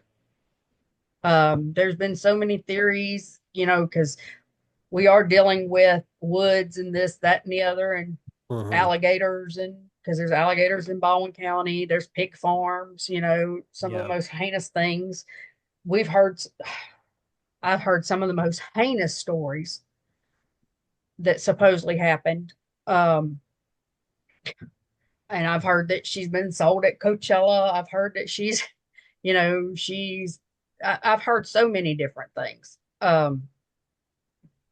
But, and, but I also am realistic too, that when I hear of remains being found somewhere, unidentified remains, that I do make those phone calls Mm. and throw her name into that hat and let them have the information, so they'll check her out. They'll check it out, Right. It's because really remarkable that you're so on top of this and so dogged about this after all these years, especially as like her Right. stepmother, right? And this is somebody Mhm. that you knew your whole life, but you were only really in that particular role for a couple of years. And with all these other people in her family who turned out to be abusers and the opposite of helpful, like it's incredible that somebody like you is actually out there still carrying the flag for her. It's amazing, Thank honestly, you. to see. I Yeah, it's agree. incredible. Yeah, I just I would I mean I would hope um I would hope somebody would do it for me if it ever happened. But Yeah, I would we hope all, it didn't happen. I would hope it didn't happen. I'd hope somebody would do it for one of my children. yeah. I just, Stephanie, everybody is a if someone was watching this and they knew something or they thought they had seen her and they had some information, what's the best thing for someone to do? Like, because we obviously want to put any information we can up on screen, and we want to put up phone numbers, and for you, what's the most useful path for those people to take? um so the most useful, that probably has the best contact, would be um and these people are closest to my heart, and there's more of them than just me, because right now with my page, it's just me. I'm just one Okay. person. But Alabama Cold Case Advocacy, um, at alcoldcase.com, or on Facebook, Alabama Cold Case Advocacy, and phone number 251-501-2653. Um, they they're amazing. They can take tips. They are in contact with everybody. They're the local people. They're local to Mobile. Okay. So, and they're, like I said, there's more of them than just me. But also, if you want to reach me, I'm at Missing Brittney Wood on Facebook, Instagram, Twitter, or well, X, um, TikTok, and they're also on Facebook, uh, Twitter, Instagram, and TikTok. But there it's spelled out, the Alabama Cold Case Advocacy. Okay. And their email's info at Alabama Cold Okay. Case Advocacy. Um, but Do if they you, want to, I'm sorry, go I ahead. just had another detailed question that I should have thought of before. The long haul trucker that was arrested in connection with the ring, Hmm. was he from the same area as well, or is like I'm trying to figure out like where she might have ended up. He I think at one time he lived, yeah, one time he did live in Mobile, because I remember meeting him years prior, Mm, because she asked us for a ride to a junkyard he owned, or was working at or something to deliver something for Donnie. And Weird. right. So they'd all been in a group for a long time. Yeah, it And was then a I know that small right, circle. right. And then I know that the police ended up having to go, I think, Mississippi or Louisiana to finally catch up to him. Um, and if I'm not mistaken, when he was arrested, his mom put up a heck of a fight. And this is a grown man, but his mom, I think his mom put up the argument that his dad was a molester. So, and that's the Hmm. thing. Everybody that in the ring had it's like somewhere in their family somebody else. They were a victim of somebody else apparently, which is not an excuse, but it just seemed No, like but it it's all something that you see a lot. right, I mean, most people who, are in prison have had some sort of abuse, and right, it's a cycle, right? yeah, Perpetuates itself. It just perpetuates itself. But like you said, there's no excuse. I mean, you have to stop it. You have Yeah. to stop it somewhere. Can I ask you, exactly. Stephanie? I mean, like sitting here and hearing everything about this whole story and all these people that you know or have known personally, and just this astounding, like historical bust of a trafficking ring. How has this changed you or affected you? I mean, I'm trying to imagine if in my life, so many people that I knew or trusted or at least just had contact with wound up being involved in this massive abuse conspiracy. Like, how would I ever look at people the same way again? And I'm just curious, like, what your take on that is. How has this affected you? Oh, I'm jaded. Um, Yeah, you, you don't say. yeah, you definitely don't look at people the same, and um, I'm very. It's very odd because I don't hide who I am as far as my experience, my life experience. I don't come right out and say my stepdaughter's missing, but if someone, I've had people in prior jobs since I've been here. That's, for instance, one person's like going through something similar, and they're like, my family's turned against me because my child's being molested by a family member, and I don't know what to do. And I'm like, honey, I got you. Let's talk. Yeah. You know, You've been down this road before. Yeah. right? It's like Yeah. come on, let's talk about this. Or somebody's like, it's I've become an advocate that I never asked to be. And it's like just God opened up a whole new thing, a whole new way of looking at things and talking to people. And but yeah, I definitely I look at people different, and um I do butt in sometimes when I shouldn't. When somebody's like, oh, I have no problem letting my kid just go wander. I was Mm, like, you just don't realize how many kids end up missing. Kids step off of buses and never come back, right, you Yeah. know? Yeah. right. Some people You know? need a reality check, unfortunately. Yeah. Yeah. I'm very quick to that because I know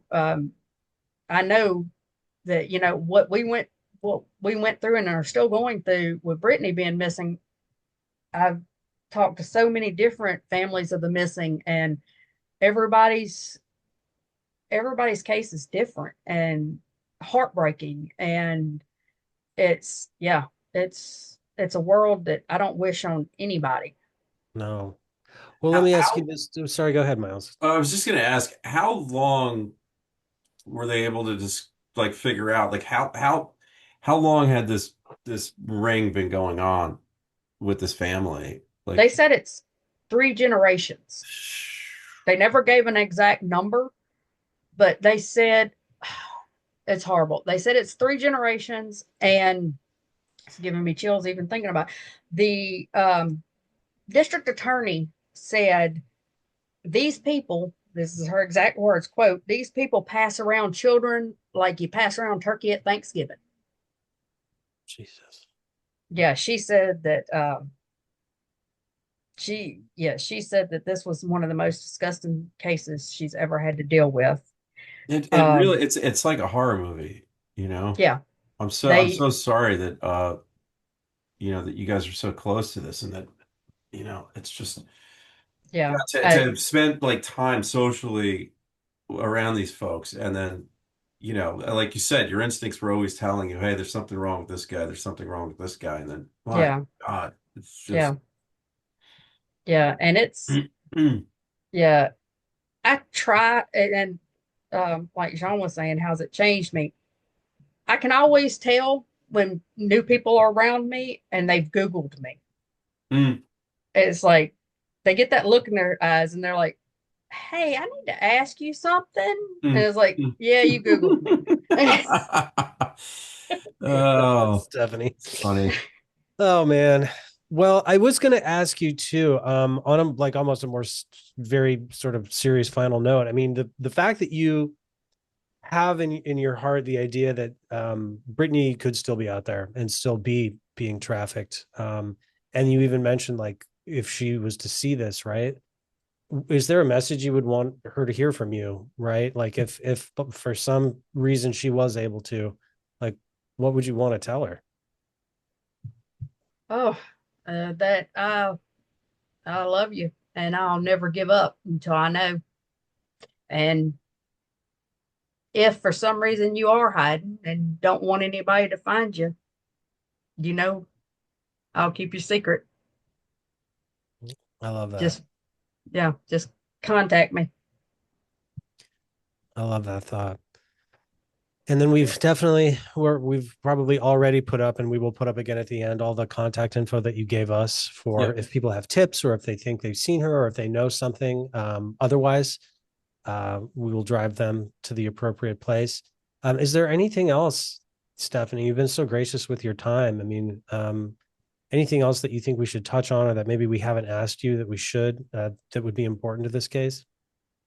Mm, sorry, I'm looking at my notes. No, I think we've pretty much, I mean, 13 years is a lot of stuff to cover. Yeah.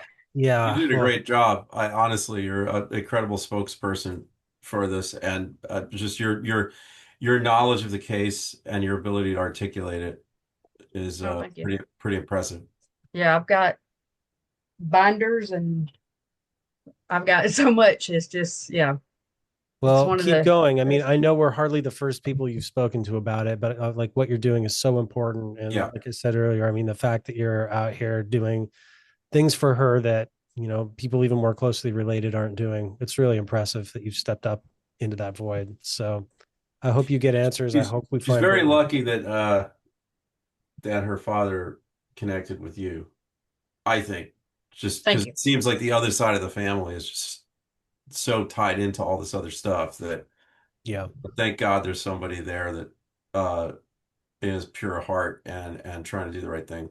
Well, thank you for saying that because I get a lot of, I do actually get a lot of pushback that I need to mind my own business and that because, I was only around for 5 years Mm, and I Sure. was just the stepmom, and especially since him and I, even though we still talk and are still connected and still, are trying to work things out, but, they're like, how do you call yourself a stepmom? Well, she was my stepdaughter when she disappeared. So until Brittany comes and tells me to stop calling myself her stepmom, I will continue to call myself her stepmom. Absolutely. But And this when it is, comes to missing and exploited people, I mean, there's no person who shouldn't be an advocate, right? Like these people need everybody to care, and the more the merrier. So that's how I right, feel about it. That's yeah, right. how I feel about I it. mean, And that's why this, we're doing this, you know. right. And this, and that's the thing. This is not about me. And I don't want it to ever seem like it is about me. This is about her. This is for her. No, no. Stephanie, you don't come off like that at all. We Sean and I have interviewed hundreds and hundreds of people between the two of us, and yeah, some people are doing things for the wrong reason. It's ego, it's whatever. It's obvious that your heart's in the right place. Yeah, I second that. Thank Yeah. you for saying that. Well, Thanks thanks for for your coming on. time, Stephanie. Like Myles said, let's stay in touch. And obviously I think I speak for both of us when I say I sincerely hope we get some answers here sooner than later on where Brittany is. And I hope she's okay. or at least if she's not, that you get some sense of closure and the Yeah. family gets some sense of closure. Yeah. Yes, absolutely. And thank y'all very much for doing this. Thank you Yeah, for reaching our out. I pleasure. really appreciate it. It's an Thanks. honor. Thank you. Thank you. Y'all have Thanks, a great day. Stephanie. You Talk to you too. later. All Take right, care. thanks. All right, bye-bye. That was a wild one. I think obviously a long story. There's just a Hmm. lot of moving parts, but yeah, the core of it is like extremely disturbing. It's like True Detective season 1, like deep south pedophile ring, like so Yeah. big that it's almost feels like fiction, right? It feels like a movie.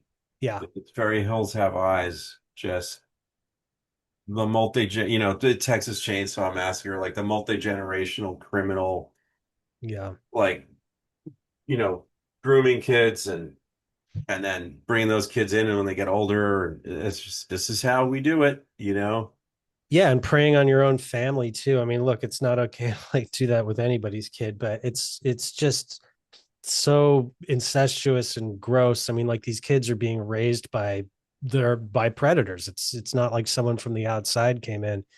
It's like they never had a chance, right? And Yeah, Brittany's one of those kids. It's the people from her own family it's abused her. awful. And she was obviously it started when she was very young, and this Yeah. it sounds to me like Brittany was probably part of this most of her life. Like Yeah. there was probably wasn't a break. But the interesting thing is that she she went to court. She put her grandfather or step grandfather away, Yeah. but then still got pulled in with the uncle. Apparently, it seems like I don't know. Yeah. And I think so much of the crux of the mystery is like, how much did she know? Did she find out too much, or is it something she knew all along? And then, Right. depending on that answer, I think what happened here, Well, right? like the movie version, right? It's like the other girl tells her, and Mhm. then like a couple of days later, she kills the uncle and disappears. Yeah, that's the movie for sure. The movie version. It's Like a she's the vigilante. avenging angel. She She's like, kills you're her not going to favorite keep Uncle doing Donnie. what happened to me to her. Yeah. Yeah. And I think, the other version that keeps going through my head is I don't know who kills Donnie. That's a tough one to figure out, but it feels like they kill her, Yeah, like it I think seems, that's probably more likely. yeah. I feel I like, want her to be the avenging angel who's on the run, but with a dark hair now and right. working as a waitress somewhere. But uh, I don't think the odds of that. I think she's got a pretty bleak Yeah. storyline. Well, I think the big thing for me is like, I just don't think she would be gone of her own volition, right? She's got a kid. There's a Yeah, whole side of her family she still loves. Something happened to her, and but you think she was going to talk? I don't know about Maybe she that. I was just confronting them or something. Like, why take her out? Yeah, it could be that they knew that someone had told her what they found on Facebook, Yeah, or again, it's like without knowing how much she knew, maybe she knew about this all along. Maybe she knew 50% of it. Maybe she knew 10% of it. Maybe she right. just learned that day. Like I think that for me, that's the biggest piece because obviously it's really hard to disconnect this missing person from this massive ring of child traffickers. Yeah. I mean, They that's the got to thing, be right? It's like connected. there's multiple stories here. Yeah. So what did she know and why is she gone? They have to be connected, I think. It's hard to imagine that with her and Donnie because Stephanie keeps telling us her uncle Donnie was like her favorite guy. He loved her, she loved him, but they go away together and one winds up with a bullet in the head and the other's just gone. So did they do that to each other? Did these Right. other people somehow enter the equation Oh God, somewhere I in hadn't there even and thought of that. Like, with the both of them? Was Brittany involved? Yeah, I I mean, that's a dark thing to think. it's a dark thing to think. She's a victim, and you don't want to think that. Yeah, or was Uncle Donnie trying to help her out because she learned something she shouldn't, and he Yeah. was trying to help his favorite niece, but somehow these other 40, 30 people, you know, got involved and didn't allow that, and then he had to die and she had to die too. I mean, so one of these people knows, I think, something. Oh, Obviously, they're not talking, one but of these people who's locked up knows something about Brittany, and it's interesting because we don't know if that was brought up during trial, if you know they made that part of the case, or it was just completely not about her disappearance, you I know? would bet it wasn't, just based on our experience with other cases. Usually it's like they don't let anything in that's not directly related. And especially with her being just missing and not, Right, like it doesn't even seem like, from what we're hearing anyway, the law enforcement down there is particularly concerned with her whereabouts. right. So yeah, it's like this poor woman, man. To me, it's just the story of someone who's fallen through the cracks their entire life, you know, born into a family where there's an abusive predator there. And then we come to find out way, way more than just one of them. And then she goes missing. And it's like one of these cases that you and I sadly see all the time where the people charged with finding her don't seem to really care. They think she's gone on her own volition. They don't look into it. And by the time anybody does care, it's like all of the evidence is gone. So much has disappeared that could help, it may never be solved. It may never be solved. Yeah. Yeah, they may never get answers about Brittany, but God, what a tangled web of just awfulness. Yeah. Yeah, the brightest spot in this whole thing actually seems to be Stephanie, like the Yeah, person who's like the one sane person in this whole in this whole thing. And yeah, her on again, off again husband, right? Brittany's dad seems like a pretty great guy from what we're hearing. yeah, yeah. No, I had to ask about that, but it does seem like he, to be affected by it. I mean, yeah. Yeah, I can't imagine what that dude's been through. I mean, like, I'm a us. little like sort of at a loss for words with the story, to be honest. It's just the, the kids and so many kids. Well, I think what's kind of tough in talking about this one is obviously the child molestation part of it. Yeah. It's like you and I have covered several missing people and unsolved homicides on this project already, but like usually it's its own encapsulated crime and incident, Hmm. whereas this one is adjacent to this just massively disturbing element that, like, early on you and I decided we didn't even want to touch this world because there's a lot Right. of missing kids, right? And there's Right. a lot of people who are kidnapped and stolen, and like you automatically get into child sexual abuse talking about that. But this case is an adult who happens to be connected to that. And so just like having to delve in there, it's like it's just so fucking bleak and horrible to think about. Yeah. Yeah. But it's important. It's It important to is. talk It about it. I mean, is. we can't ignore it. It's a thing. It's a real thing. It happens. And that's Yeah. when kids go missing because of this. And I mean, look, she was an adult, but man, well, there's other stories that we're chasing also that also potentially involve trafficking, and Yeah. it's a thing. It is, and I think we made the decision here that Brittany was important enough that, sometimes you have to talk about uncomfortable things, and Yeah, trying to get her story out there and figure out what happened to her. You have to brush up against this stuff, and it's just the nature of the game.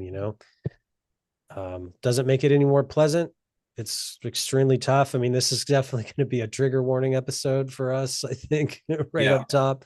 Hey, just so you know, this isn't going to be an easy watch. yeah. Yeah, All right, man.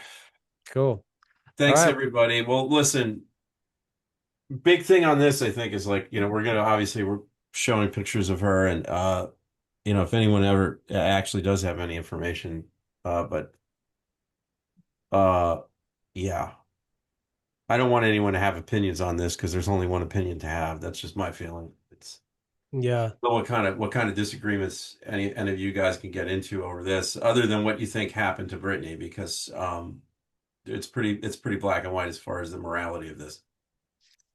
Yeah, very well said. And as usual, yeah, we encourage you guys to have your conversation in the comments. I mean, the facts. There's also, I will say, there's a documentary out there, I think on Apple TV, that goes into a Mhm. couple parts. If this case interests you, obviously, like we've really just scratched the surface. There's way more info. If you guys want to go out there and look, and then yeah, put your ideas in the comments. We always like to read that stuff and engage with you. Absolutely. Till next time.